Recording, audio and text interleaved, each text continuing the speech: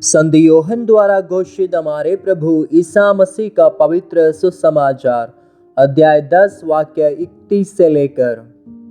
यहूदियों ने ईसा को मार डालने के लिए फिर पत्थर उठाए।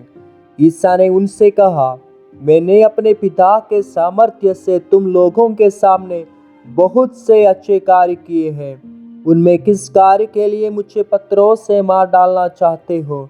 यहूदियों ने उत्तर दिया, किसी अच्छे कार्य के लिए नहीं, बल्कि ईश निंदा के लिए हम तुमको पत्थरों से मार डालना चाहते हैं, क्योंकि तुम मनुष्य होकर अपने को ईश्वर मानते हो। ईसा ने कहा, क्या तुम लोगों की संहिता में यह नहीं लिखा है? मैंने कहा, तुम देवता हो जिनको ईश्वर का संदेश दिया गया था। यदि संहिता ने उनको देवता कहा और धर्मग्रंथ की बात टल नहीं सकती, तो जिसे पिता ने अधिकार प्रदान कर संसार में भेजा है, उससे तुम लोग एक कैसे कहते हो तुम ईश निंदा करते हो? क्योंकि मैंने कहा, मैं ईश्वर का पुत्र हूँ। यदि मैं अपने पिता के कार्य नहीं करता तो मुझ पर विश्वास न करो, किंतु यदि मैं उन्हें करता हूँ तो मुझ पर विश्वास नहीं करने पर भी तुम कार्यों पर ही विश्वास करो, जिससे तुम यह जान जाओ और समझ लो कि पिता मुझ में है और मैं पिता में हूँ। इस पर उन्होंने फिर ईसा को गिरफ्तार करने का प्रयत्न किया, परंतु वे उनके हाथ से निकल गए। क्रिस्त में प्रिय भाइयों एवं बहनों, ये घटना का प्रारंभ प्रतिष्ठान पर्व के दौरान होता है। जब यीशु मंदिर में उपदेश दे रहे थे, वहां उपस्थित लोगों ने उनसे पूछा, यदि आप मसीह हैं तो हमें स्पष्ट रूप से क्यों नहीं बताते? इस पर यीशु ने उत्तर दिया, मैंने तुमसे कहा है, पर तुम विश्वास नहीं करते। मेरे कार्य जो मैं अपने पिता के नाम से करता हूँ, वे मेरी गवाही देते हैं। यीशु के इस उत्तर में उनके कार्यों के माध्यम से पिता की महिमा को प्रकट करने का प्रमाण मिलता है, परंतु उनके इस कथन मैं और पिता एक है, इस पर लोग क्रोधित हो गए और उन्होंने इसे ईश निंदा समझा।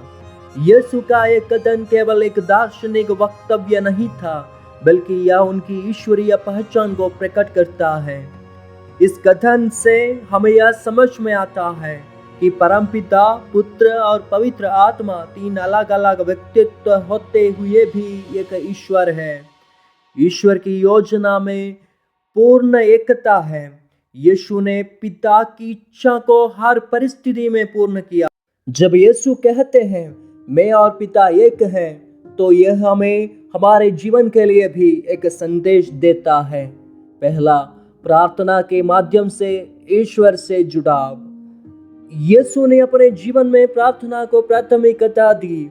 पिता से उनकी एकता का मूल यही था।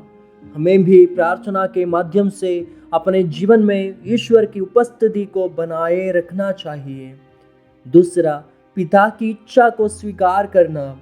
जैसे यीशु ने पिता की इच्छा को अपने जीवन का उद्देश्य बनाया, हमें भी अपने कार्यों में ईश्वर की इच्छा को प्राथमिकता देनी चाहिए। तीसरा, प्रेम और सेवा का जीवन जीना। यीशु के कार्य पिता के प्रेम और दया को प्रकट करते थे। हमें भी अपने जीवन से प्रेम, दया और सेवा का उदाहरण देना चाहिए। Vatican second document Lumen Gentium article 1 में लिखा है, यीशु मसीह परम पिता की महिमा का प्रकाश है। उनके जीवन और बलिदान के माध्यम से पिता का प्रेम और दया प्रकट हुई। संत पापा फ्रांसिस भी कहते हैं, यीशु हमें पिता के प्रेम के करीब लाते हैं। वे हमारे जीवन के मार्ग हैं। उनके बिना हम सच्चे ईश्वर को नहीं जान सकते। प्रिय प्रभु यीशु, आपने हमें पिता के प्रेम, दया और शक्ति को अपने जीवन में प्रकट किया। हमें अनुग्रह दें कि हम भी अपने जीवन में पिता की इच्छा को प्राथमिकता दें। हमारे कार्यों से आपके प्रेम और सत्य को दुनिया में फैलाने में मदद करें। आमीन।